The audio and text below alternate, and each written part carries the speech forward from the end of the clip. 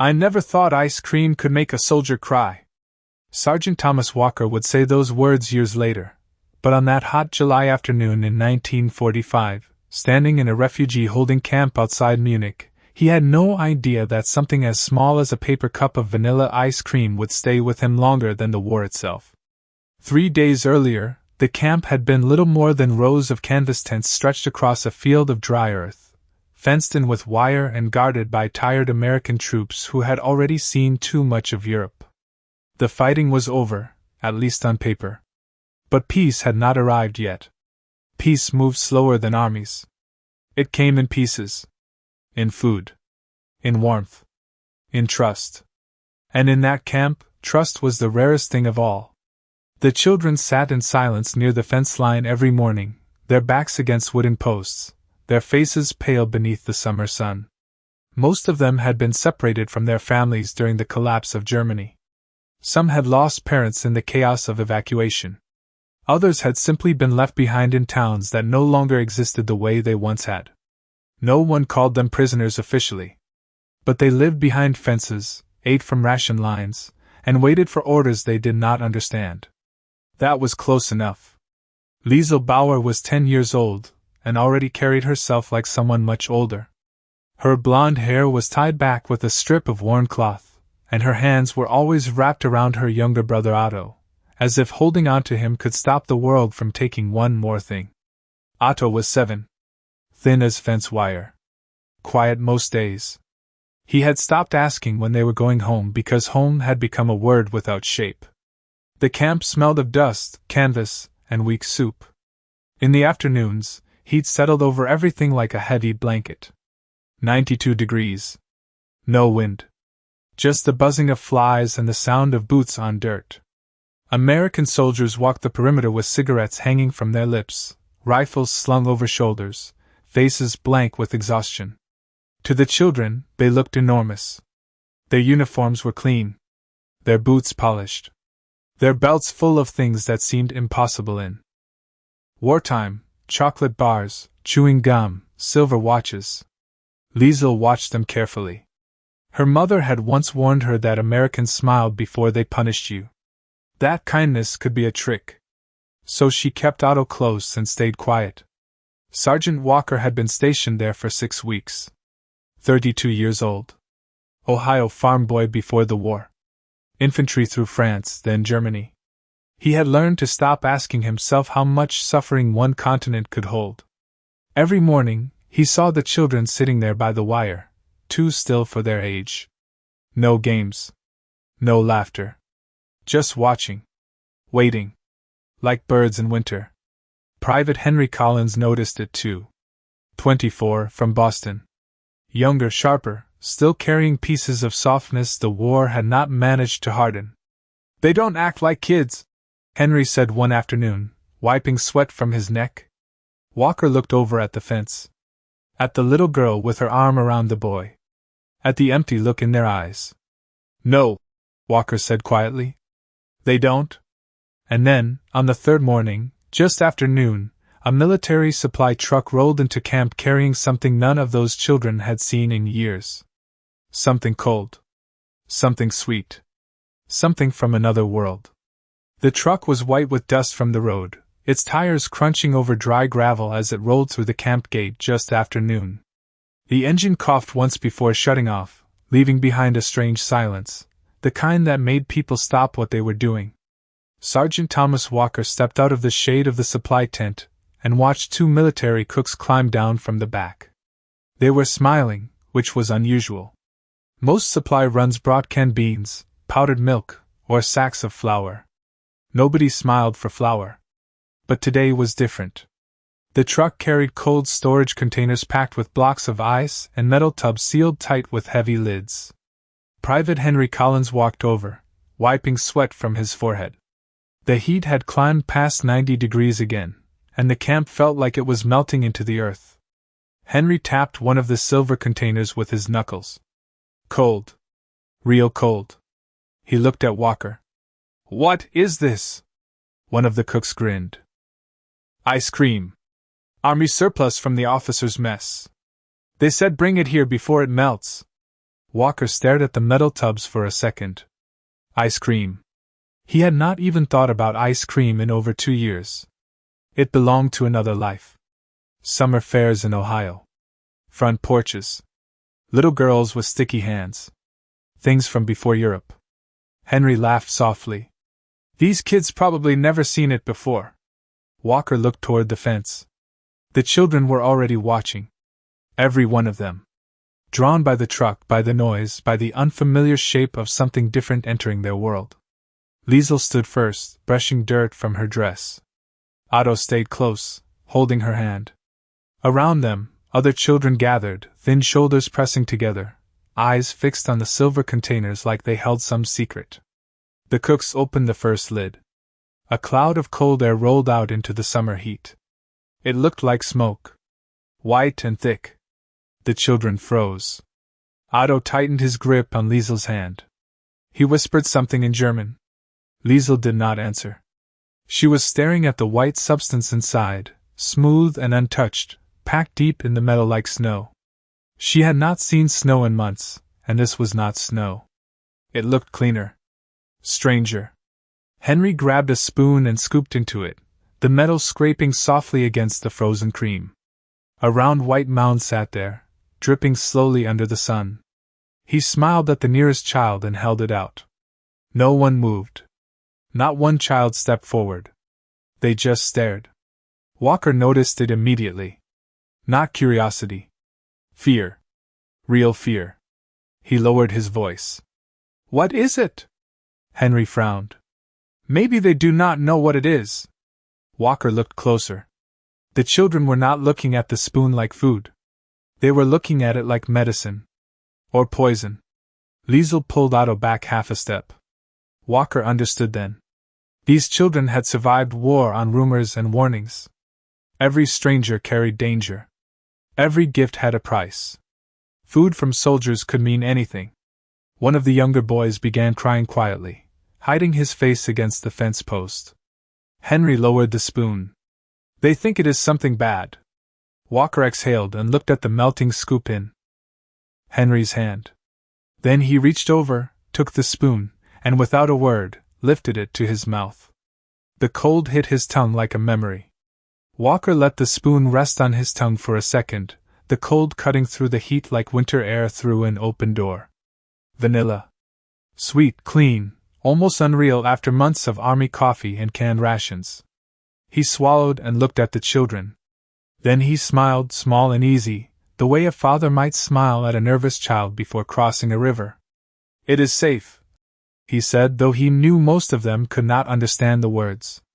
But tone traveled farther than language. He scooped another spoonful and handed it back to Henry, who ate it too, nodding with exaggerated approval. One of the cooks laughed, and took his own bite.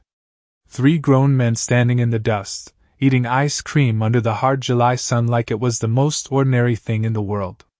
The children watched every movement. Liesel narrowed her eyes, studying Walker's face, searching for signs of pain, trickery, or deception. But there was nothing there except tiredness, and something softer she could not place. Otto tugged on her sleeve. What is it? He whispered in German. Liesel shook her head. She did not know. But she knew one thing. They were eating it first. That mattered. Around her, the other children shifted nervously. A boy no older than 5 hid behind his sister. A girl with short dark hair stared at the dripping spoon like it might disappear if she blinked. Hunger pulled at all of them. Hunger had become its own language. Walker crouched low, bringing himself closer to their height. He held out a fresh spoonful toward Liesel. Not forcing. Just offering. The white cream had already begun to soften in the heat, sliding slightly at the edges. A drop fell into the dirt. Liesel stared at it. White. Cold. Sweet-smelling. She could smell the milk now. Real milk. Not powdered. Not watered down. For 1 second, the smell reminded her of home. A kitchen in winter. Her mother stirring cream in a bowl.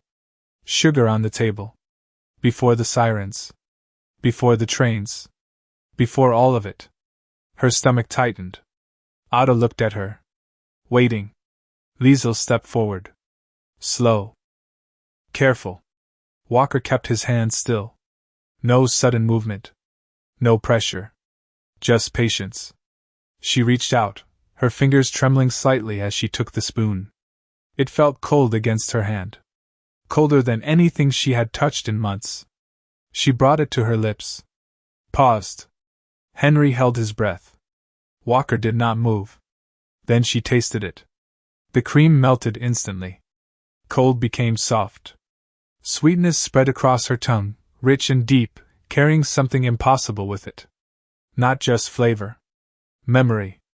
Birthday cakes. Summer afternoons. Her mother laughing at flour on her nose. For a second, the camp disappeared. The wire. The dust. The hunger. All of it gone. Liesel's eyes widened. She stood completely still. Otto looked frightened. Liesel? He asked. She swallowed slowly, then looked down at the spoon as if trying to understand what had just happened. It was only food. But it felt like something else. Something lost returning.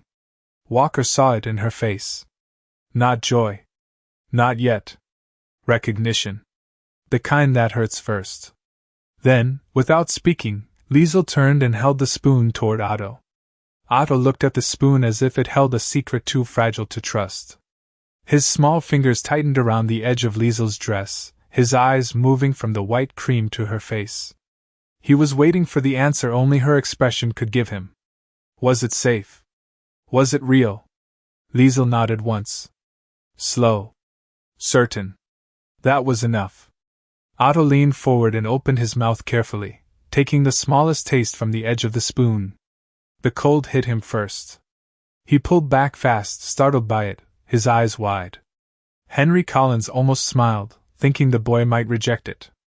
But then Otto stopped moving. His lips parted slightly. The sweetness spread over his tongue, and his whole face changed in a way that made everyone watching go still. It was not excitement. It was confusion. Pure confusion. As if his body remembered something his mind had forgotten. He swallowed and looked at Liesel, almost afraid to speak. It is sweet, he whispered in German, his voice barely there. Liesel looked at him, and for the first time in weeks, something close to warmth touched her face. Not a smile. Not yet. But close. That was all the other children needed. Like a wall breaking, they stepped closer. One by one. Slowly at first. Then faster. Hands reaching out, eyes fixed on the spoons, on the metal tubs, on the impossible cold white cream that seemed to belong to another world. The cooks moved quickly now, scooping portions into paper cups, passing them out carefully. Small portions. Enough for everyone. The children took them like sacred things, holding them with both hands, feeling the cold seep through the thin paper into their skin. Some stared at it for several seconds before tasting. Others copied Otto, taking tiny bites first. Then larger ones. The camp changed in those few minutes. The silence shifted. Not broken, but softened. The sound of spoons scraping paper cups. Small breaths. Little gasps at the cold. Quiet whispers in German. Henry stood beside Walker, watching it unfold. I forgot what ice cream tastes like when you are a kid, Henry said. Walker did not answer right away. He was watching Liesel. She had given half of her portion to Otto without hesitation. Typical older sister. Typical survivor. But now she took another small bite, slower this time, letting it melt before swallowing. Her eyes closed for half a second. Walker recognized that look. Not because of war. Because of home. Memory always looked the same when it arrived unexpectedly. Across the camp, a little boy with sunken cheeks laughed after his first bite. A sharp, surprised sound. The kind of laugh that escaped before permission. It startled even him. Another child smiled. Then another. The expression spread slowly, uncertain at first, like they had forgotten how. Walker looked around and realized something strange. This was the first time he had heard children sound like children here. Not hungry. Not scared. Just young. Henry leaned against the truck, arms folded, watching Otto scrape every last drop from his cup. "Funny thing," Henry said quietly. "You spend years fighting a war, and then something like this feels bigger than winning." Walker looked at the melting ice cream running down Otto's fingers, the boy licking it carefully so none would be wasted. He understood exactly what Henry meant. Because in that moment, standing in the heat with vanilla in the air, war felt very far away. And childhood, for the first time in a long time, felt close again. The paper cups were empty within minutes. Not because the portions were large, but because none of the children wasted a single spoonful. Otto tilted his cup upside down, using his finger to collect the last thin streak of melted vanilla from the bottom. He licked it slowly, carefully, like stretching the taste could make it stay longer. Liesel watched him and did the same with her own cup, her movements quiet, almost careful enough to seem ceremonial. Around them, the children sat in the dirt or leaned against the fence, holding their empty cups long after the ice cream was gone, as if the cold paper itself still held something worth keeping. The sun was lower now, but the heat remained heavy, pressing against the camp like wet cloth. Yet something had shifted. Walker could feel it. The air was the same. The dust was the same. But the weight in the place felt lighter somehow. A little girl with dark braids looked at her empty cup, then at Henry Collins, and said something in German that neither soldier understood. But her face said enough. Thank you did not always need translation. Henry rubbed the back of his neck and smiled awkwardly, almost embarrassed by the gratitude. I do not know what she said, he murmured. Walker lit a cigarette and leaned against the truck. Probably something kinder than what we deserve. Henry glanced over. What makes you say that? Walker took a slow breath, watching Otto carefully fold his empty paper cup and place it in his pocket. Saving it. Keeping it. Like proof. Because they have every reason to hate us, Walker said. Henry looked at the children again. Thin arms. Hollow faces. Dirt on knees. Bare feet in some cases. And yet, there was no hate in their eyes now. Just something softer. Something careful. He understood. Across the yard, Otto tugged on Liesel's arm and pointed at the truck. One of the cooks was scraping melted ice cream from the edges of the metal tub, collecting what was left into a final cup. Otto watched with the sharp attention of hunger. But he did not move closer. Liesel noticed it. She looked at him, then at the soldiers, and for the first time since arriving at the camp, she stepped toward Walker on her own. Not because she was told. Not because she had to. Because she chose to. She stopped a few feet away and looked up at him. Her English was rough, broken from school lessons before the war. Why? She asked quietly. Walker frowned. Why what? She pointed toward the empty cups, the truck, the ice cream. Why give? The question sat there in the heat. Simple. Heavy. Walker looked at her for a moment, surprised by how hard it was to answer. He could have said orders. Supplies. Surplus. But none of those were true enough. He looked at Otto, standing by the fence, clutching his folded paper cup like treasure. Then back at Liesel. Because children should know what sweet tastes like, he said. Liesel stared at him. She did not fully understand every word, but she understood enough. Sweet. Children. The way he said it. She nodded once. Then turned back to Otto. That night, long after the sun disappeared and the camp settled into its usual quiet, Walker sat outside his tent with Henry, the warm air carrying the smell of canvas and dust. Somewhere in the darkness, a child laughed in their sleep. A small sound. Brief. But real. Henry looked toward the tents and shook his head. It is strange, he said. A few cups of ice cream, and it feels like the whole place changed. Walker stared into the dark field beyond the fence. No, he said quietly. Not the place. He thought of Liesel's question. Why give? He thought of Otto saving the empty cup. And for the first time in months, Walker realized something had changed in him too. The next morning, the camp woke before sunrise the way it always did. Canvas walls rustled in the weak breeze. Boots pressed into dry dirt. Tin cups clinked against metal buckets at breakfast. The routine had not changed. But something inside the camp had. Sergeant Thomas Walker noticed it the moment he stepped out of his tent. The children were already awake, gathered near the fence line like usual. But now they were standing instead of sitting, watching the road, waiting. Not for orders, not for food rations, waiting for the truck. Walker stopped when he saw Otto holding the folded paper cup from yesterday in both hands. The edges had softened overnight, bent and wrinkled from being carried, but the boy treated it like glass. Liesel stood beside him, her hand resting lightly on his shoulder. Protective. Always watching. Henry Collins stepped out behind Walker, stretching his arms. He saw the children too and smiled. They are waiting for ice cream. Walker shook his head. No. Henry looked at him. Then what? Walker watched Otto's eyes fixed on the road. They are waiting to see if yesterday was real. Henry said nothing. Because he understood. War taught people not to trust kindness twice. Breakfast that morning was thin oatmeal and black coffee for the soldiers. Bread and soup for the children. The usual. But Otto barely touched his bowl. His eyes kept drifting toward the gate. Liesel ate slowly, but she looked too. Across the camp, even the younger children stayed near the road longer than usual. Watching. Hoping. Around 10 o'clock, Walker walked the perimeter, checking posts. As he passed the children's tents, he heard something strange. Singing. Soft at first. A little tune in German. He slowed.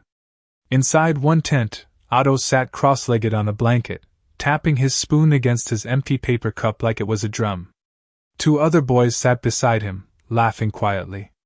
It was the first time Walker had heard boys laughing inside those tents. Real laughter. Not forced. Not nervous. Just simple laughter. He stood there for a second, unseen. Then kept walking. At noon, the supply truck returned. This time with canned peaches and powdered milk. No ice cream. Just supplies. The children's faces changed immediately. Not anger. Not disappointment exactly. Something quieter. Like watching a door close. Otto lowered his eyes. His hands tightened around the empty cup in his pocket. Walker saw it. So did Henry. That is hard to watch, Henry said softly. Walker nodded. Then he made a decision. He walked to the camp kitchen and found one of the cooks. Any ice left? The cook wiped his hands on his apron. A little. Why? Walker looked toward the children. Milk? Some? Sugar? Enough. The cook smiled slowly. You thinking what I am thinking? 40 minutes later, using army ice, powdered milk, sugar, and vanilla extract scavenged from an officer's crate, they made a rough version of ice cream. Not smooth. Not perfect. But cold. Cold enough. When the metal bowl came out, Otto saw it first. His whole body froze. Liesel looked up. Then the others. The same silver spoon. The same white swirl. Walker held it out, and for the first time, no one hesitated. The children stepped forward immediately, their eyes bright in a way he had not seen before. Trust had arrived. Small. Fragile. But real. And as Otto took his first bite of the new batch, he smiled so suddenly, so openly, that Walker felt something catch in his chest. Because it looked exactly like his daughter's smile back home. And for one painful second, standing in a refugee camp 6,000 miles from Ohio, Walker could not tell the difference. By the third day, the children no longer waited by the fence because they were afraid. They waited because hope had started to form a habit. Every afternoon, just after the sun reached its highest point, and the camp air turned heavy enough to feel like wet cloth, they gathered near the kitchen tent. Not pushing. Not shouting. Just waiting. Watching for Sergeant Walker or Private Henry Collins to appear with the metal mixing bowl. It had become a ritual now. Ice, milk, sugar, vanilla. Simple things. But in that camp, Simple things carried the weight of miracles.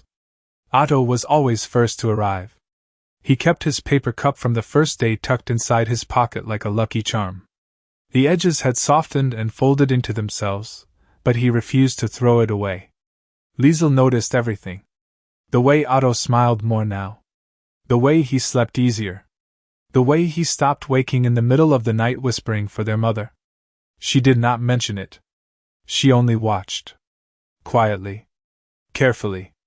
That afternoon, Walker arrived carrying the bowl himself, Henry beside him with spoons and fresh paper cups.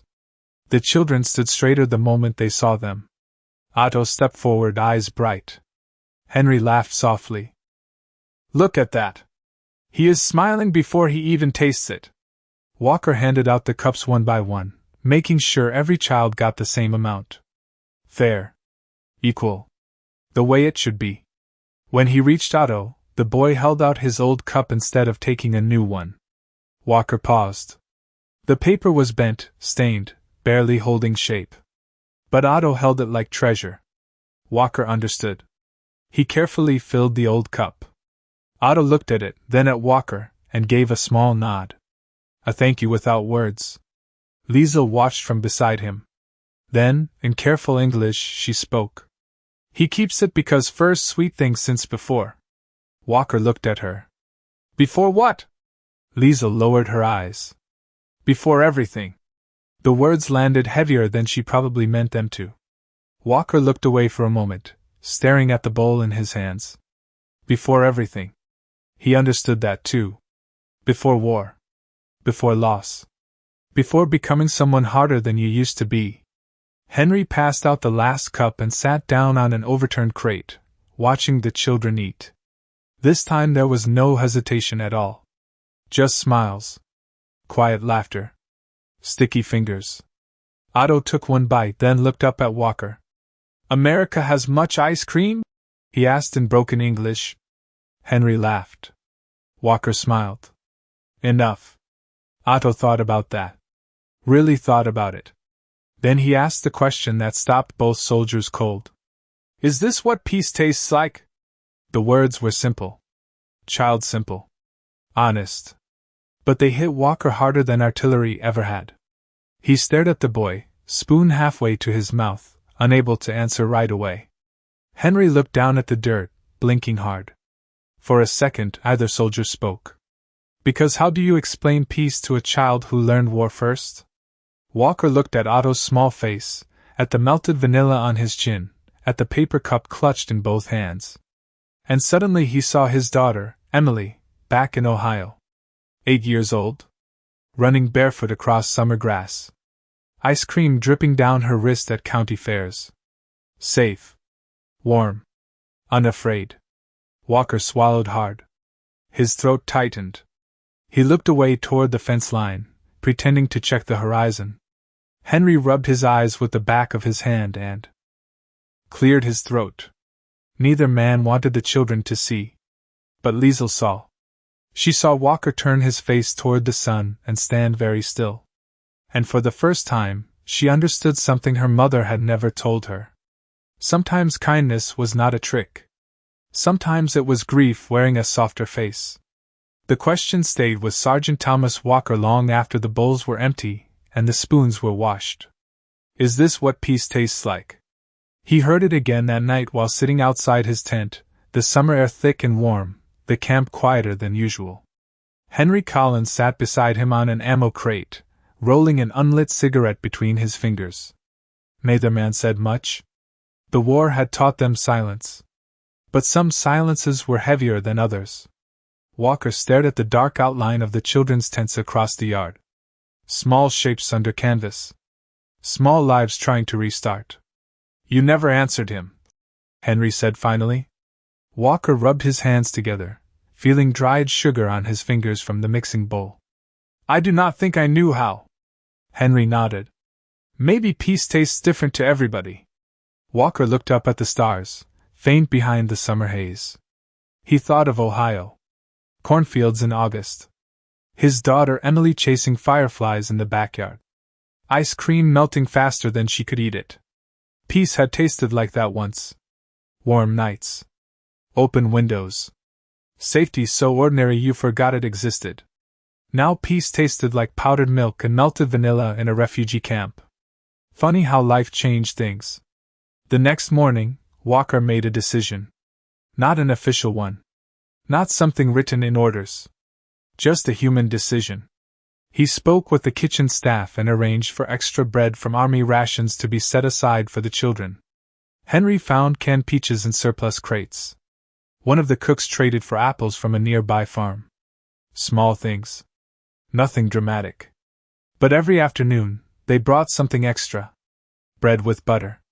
Fruit. Sometimes jam. Sometimes sweet milk. And when ice was available, ice cream.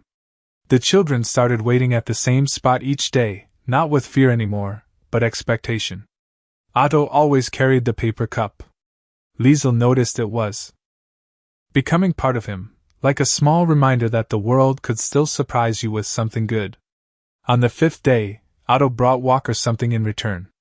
A small wooden figure. Roughly carved. Barely the shape of a horse. Walker turned it over in his hand. You made this? Otto nodded proudly.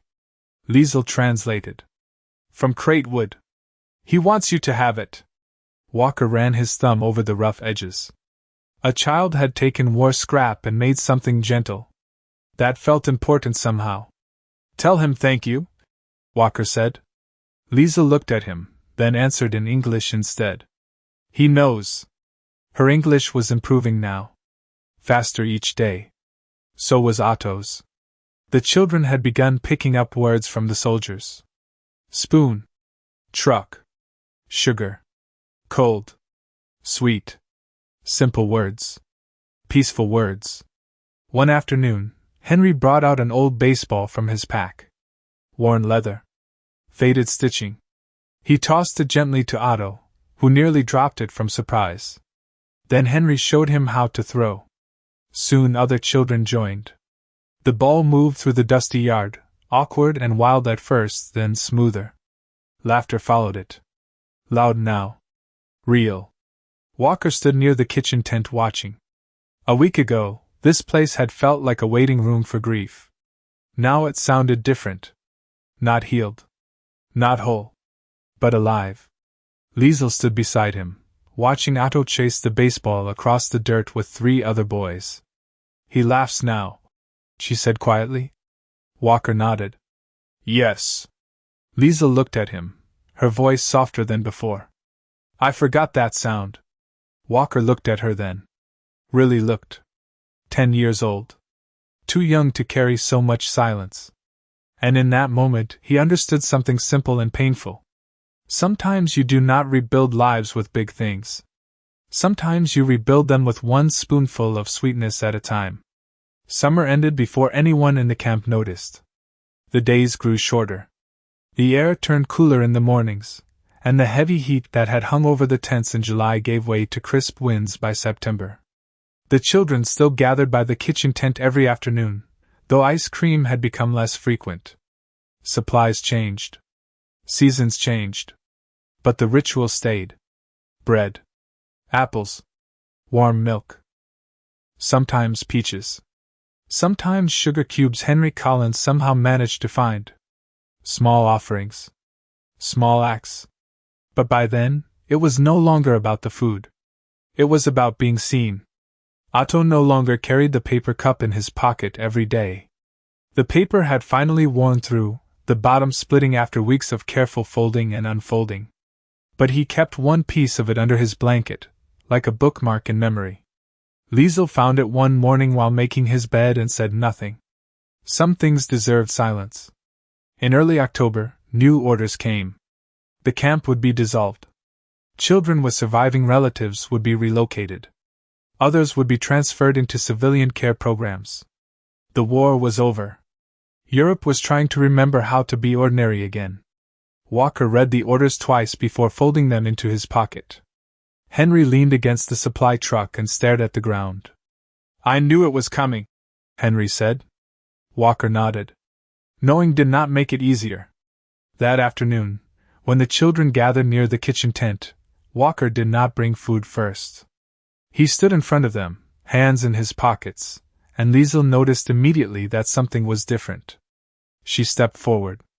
"What is it?" Walker looked at her, then at Otto, who was holding the little wooden horse he had carved weeks earlier. "You will be leaving soon," Walker said gently. Liesel understood enough English now. Her face changed, but she stayed still. Otto looked up at her, confused. She translated softly into German. Around them, the other children grew quiet. For a long moment, nobody spoke. Then Otto asked the only question that mattered. "Will you come too?" Walker felt the words hit deep. He crouched down to the boy's height, looking him in the eyes. "No, son," he said softly. "But you are going somewhere safe." Otto looked at the ground. His small hand tightened around the wooden horse. Henry disappeared into the kitchen tent, and came back carrying one final metal bowl. Ice cream. Real ice cream this time. Vanilla again. Enough for everyone. The children sat in the grass as the sun lowered behind the camp fence, eating slowly, carefully, like they understood this was the last time. Walker watched Otto laugh when the cold touched his teeth. Henry watched Liesel smile for the first time without holding it back. A real smile. Full. Yum. The kind war had almost taken. Years later, in 1987, in a small town outside Munich, a woman named Liesel Bauer owned a little ice cream shop on a quiet street corner. The sign outside read Bauer's Cream House. Inside, behind the counter, framed on the wall beside old family photographs, hung a faded black and white picture of an American soldier handing a paper cup to two children behind a wire fence. Customers often asked about it. Liesel always smiled and gave the same answer. "That was the day I learned enemies could be human." And on the shelf behind the register, inside a small glass box, there was an old piece of paper. Wrinkled. Fragile. Almost gone. The remains of a cup that once held vanilla ice cream. It had melted in minutes. But what it changed lasted a lifetime. Because war had taught those children fear. But kindness, quiet and unexpected, taught them something stronger. That even after everything, sweetness could still exist. And sometimes, that was enough to begin again.